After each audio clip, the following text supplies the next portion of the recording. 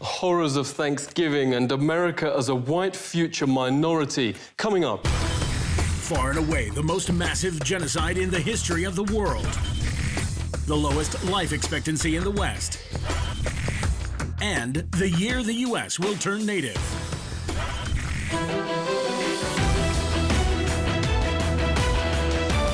Virtually none of Thanksgiving has an ounce of accuracy, notes the bestseller Lies My Teacher Told Me. The idea of Europe bringing civilization to the Americas simply flips truth on its head. This is what European explorers actually found in North America. Far and away the most beautiful city on Earth. 5 times the size of London or Rome. Great towers and buildings rising from the water. 60,000 gleaming houses, and how spacious and how well built they were. Of beautiful stonework and cedar wood, and the wood of other sweet-scented trees. The many streets and boulevards of the city were so neat and well swept, despite the multitude of inhabitants, crisscrossed with a complex network of canals, like an enormous Venice, but also remarkable floating gardens that reminded of nowhere else on Earth. While Europe was drinking water from its polluted city rivers, huge aqueducts transported America's water from fresh springs. But what impressed most were the special merchant areas where timber and tiles and other building materials were bought and sold, as well as greengrocer streets where one could buy every sort of vegetable, fruits, honeys, nut paste and chocolates. Astonished by the personal cleanliness and hygiene of the colorfully dressed populace, and by their extravagant use of soaps, deodorants and breath sweeteners. Most Europeans never bathed and kept clothes on at all times. The Pilgrim's Notes biographer Zini Feiner had a terrible smell. Indians tried, quote, without success to teach them to bathe. The settlers also had bad breath from rotting teeth. Death and starvation was so common that corpses were just dumped in open pits known as poreholes. Many turned to alcohol and committed suicide. In fact, the story of the first settlers has been deliberately changed, notes author James Lowen, because the truth is so shameful. They actually settled hundreds of miles further south and stayed in America because the mission was a failure. Their real aim, reports historian Robert Beverly, was to find some gold and take it back to Europe. They spent their days digging random holes in the ground, haplessly looking for gold instead of planting crops. Soon they were starving and digging up putrid Indian corpses to eat. They took some Indian prisoners and forced them to teach the colonists how to farm. And the meal with the natives wasn't quite the Thanksgiving shown on TV and in school books. The colonists offered the Indians a toast to eternal friendship, whereupon the chief, his family, advisors, and 200 followers dropped dead of poison. In mainstream history books, perhaps the most common description of American territory then is virgin land. In fact, notes historian Peter Jennings, it was widowed. Horrific enough, the Nazi ethnic cleansings in Europe during World War II. Leading American studies professor David Stannard notes it's dwarfed by, quote, far and away the most massive act of genocide in the history of the world.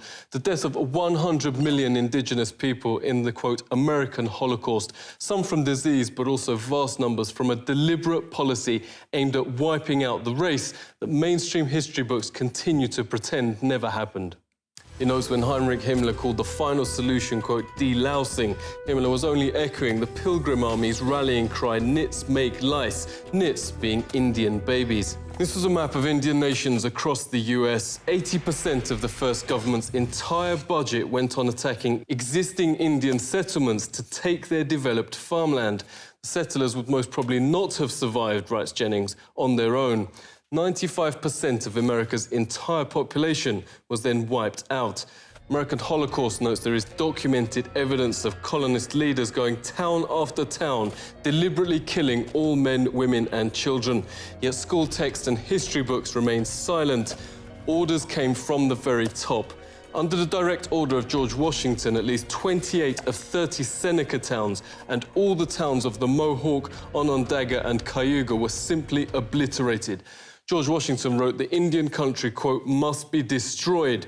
Thomas Jefferson called to, quote, pursue Indians to extermination. Nobel Peace Prize winner Theodore Roosevelt called beneficial the eradication of the native race. Stannard notes genocide was official public policy. California Governor Peter Burnett in his 1851 message to the legislature. Extermination must continue to be waged until the Indian becomes extinct. Another governor issued the public proclamation to, quote, pursue, kill and destroy all Indians. A witness notes the ensuing bloodbaths practically wiped out the native race. The whites shoot them down like wolves, men, women and children, wherever they could find them. This war of extermination against the Aborigines is tending to the final extinction of the race. What reportedly saved the race from extinction was their use as slave labour. This extermination policy has proved so injurious to the interests of the whites.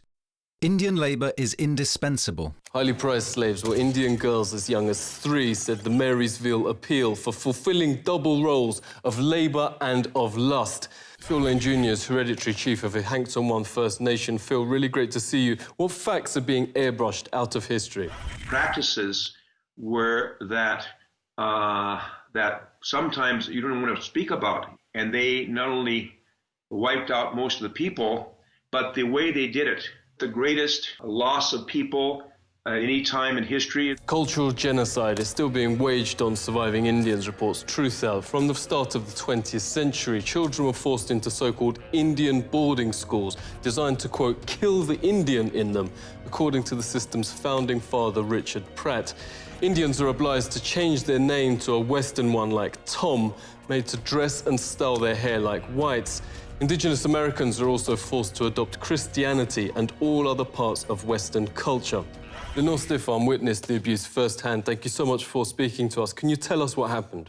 Federal policy here was to take the Indian out of the person. They beat the language out of like my father. He grew up his whole life, his hands were kind of bent. As a result, he used to talk our native language, but he never wanted me to learn. I consider myself a recovering Catholic because of, the sexual abuse that I experienced, from the Catholic Church. Daniel Sheehan says the genocide is continuing. He's helped start the Lakota Child Rescue Project to stop the forcible removal of Indian children. Daniel, thanks a lot for coming on. Could you tell us what is happening to the children? And what we discovered is that not only were the children being taken on an epidemic level, that it was happening on every single one of the reservations and in virtually every one of the major cities. The International Convention Against Genocide actually has a provision which expressly identifies what's going on as genocide, that the systematic undertaking on the part of the racially dominant culture in a given nation state, taking away indigenous children from their native tribes and putting them in the white culture has been identified as genocide. Even the Supreme Court still upholds natives' second-class status to this day, writes noted legal scholar Robert Williams. He joins us now. It's really great to speak to you. Can you give us some examples? 1 out of 3 Indian women will be raped during their lifetime. In 86% of those cases, the victims report that it's a non-Indian that perpetuated the sexual assault or the rape. This has been traced directly to the inability of tribes to prosecute these crimes. One of the points I make in my book, Savage Anxieties, is that if you look at the history of the more civilized nations treatments, so-called more civilized nations treatments of indigenous peoples, it really makes you wonder who are the savages and who are the more civilized. One very famous study done found that every single treaty that the United States had negotiated with tribes had in fact been breached at one time or another or had been violated. Supreme Court said they had no property rights and therefore no rights to just compensation. And there was some horrible language in the opinion about how the court recognized that everyone knows that the savage tribes of America were conquered and the treaties were really meaningless anyway. So it's this perpetuation of these stereotypes in this case, which is still valid law in the United States. It's still a valid precedent. And so they drink it, but it's actually hairspray. Native Indians now have the highest rate of suicide and pandemics of cancer in the Western Hemisphere. At 44, life expectancy is lower than Afghanistan and around the same as Europe at the time of the Pilgrims. For an official banquet to celebrate 350 years since Pilgrims landed, authorities invited native Indian Frank James to speak. But when they saw his speech taken from a settler's own account of what really happened, they wouldn't let him read it. The Pilgrims had hardly explored the shores 4 days before they robbed the graves of my ancestors and stole their corn, wheat, and beans. The Indians knew this fact, yet welcomed and befriended the settlers, little knowing that they would be killed by the settlers' guns. What has happened cannot be changed, but today we work toward a better America, a more Indian America, where people and nature are once again important. Frank has helped start a national day of mourning each Thanksgiving, a protest over the Plymouth Harbour and Mayflower replica. On the West Coast, thousands also gather for Unthanksgiving Day, calling on the US to honour treaties promising Indian rights and international law. The American government faces increasing domestic and international pressure. Supreme Court has reaffirmed the validity of the Treaty of Fort Laramie, giving Indians rights over the area.